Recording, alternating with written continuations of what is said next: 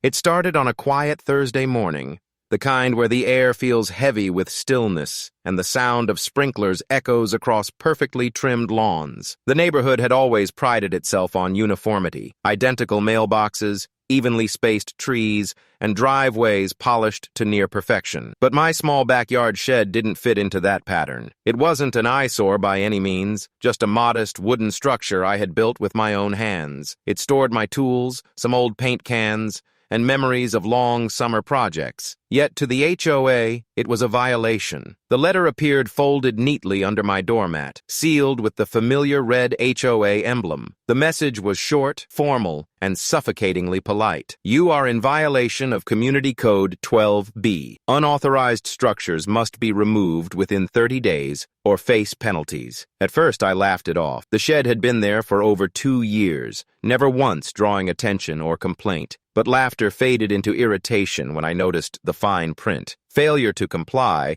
could result in forced removal at my expense. I knew the HOA board well enough to understand what that meant. They were flexing control. The president, Mark Hensley, was known for his obsession with rules. His lawn looked like it belonged in a commercial, and his expression carried the smug assurance of someone who believed they were the neighborhood's moral compass. His right-hand enforcer, Linda Watkins, handled compliance enforcement and seemed to take personal joy in pointing out others' flaws. Together, they ran the HOA like a miniature government, and the rest of the residents followed along to avoid trouble. Still, I believed reason would prevail. I gathered documents proving the shed had been approved years ago under a previous board, but when I presented them at the next meeting, they were dismissed as outdated and improperly filed. The new board had changed the codes, they said, and my structure now fell under the list of prohibited constructions. Days turned into weeks, and the tone of their letters grew more severe. Each envelope was thicker than the last, filled with warnings,